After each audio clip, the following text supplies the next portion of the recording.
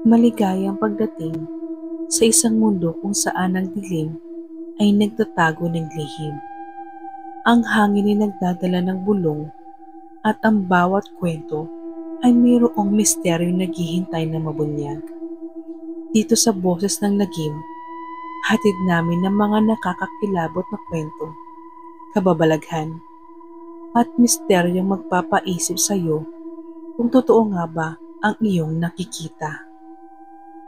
Handa ka na bang pumasok sa mundo ng hindi maipaliwanag?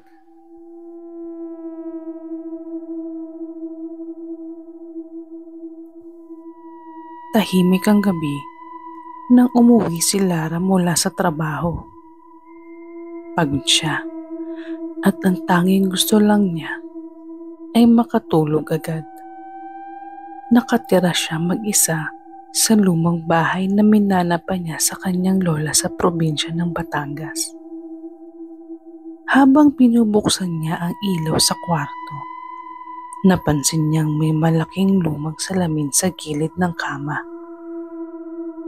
Isang antique mirror na may ukit na mga bulaklak sa kahoy na frame. Hindi niya maalala na meron noon. Siguro naiwan ni Lola, bulong niya sa sarili. Pagharap niya sa salamin, napansin niyang hindi sabay gumalaw ang refleksyon niya. Parang may kaunting delay. Napatawa siya sa sarili. Siguro pagod lang ako. Pinatay niya ang ilaw at natulog. Bandang 2:00 ng madaling araw, nagising si Lara sa tunog ng katok. Parang may kumakatok sa salamin.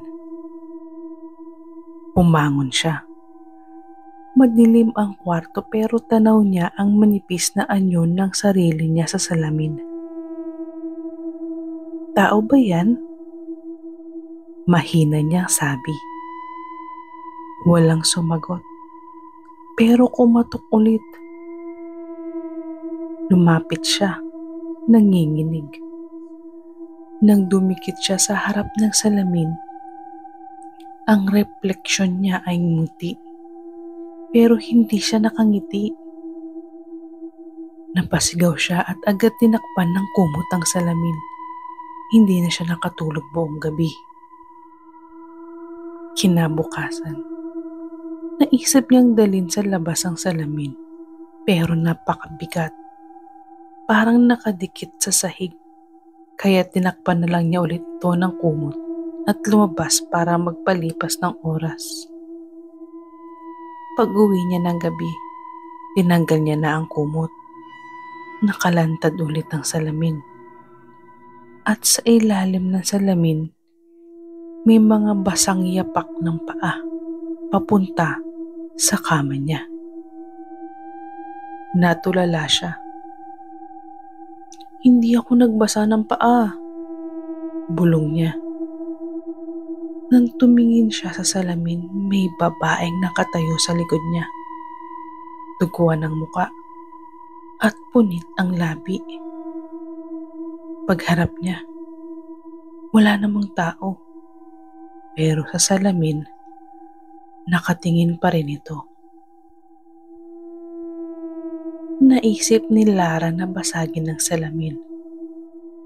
Kumuha siya ng martilyo sabay hampas. Ngunit sa bawat hampas, parang tumatawa ang salamin. Isang mababang halakhak ng babae. Nang tuluyan niyang binasag, dumilim ang buong bahay. Nang bumalik ang ilaw, wala na ang salamin. Pero sa sahig, may basag na piraso ng salamin at sa bawat piraso ang refleksyon ni Lara ay iba-iba. May isang umiiyak, may isang nakangiti, at may isa namang nakatitig lang ng tuwid, walang mata. At sa gitna ng piraso, nakasulat, "Salamat sa pagpapalaya mo sa amin. Kinabukasan, dumating ang pinsan ni Lara. Bukas ang pinto ng bahay. Magulo ang kwarto. At sa dingding, may nakakabit na bagong salamin. Makintab, parang bagong bili. At sa loob ng salamin, nakangiti si Lara. Pero wala ang katawan niya sa harap nito.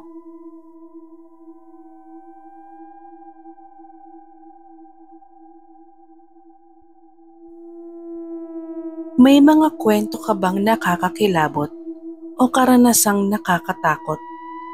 Maaari mo kaming i-message sa aming Facebook page o TikTok account. Pwede mo rin kaming i-email. Sana nagustuhan ninyo ang aming kwento. Huwag kalimutang mag-like, mag-subscribe at i-hit ang bell button para laging updated sa aming mga pinakabagong episode. Hanggang sa muli, salamat!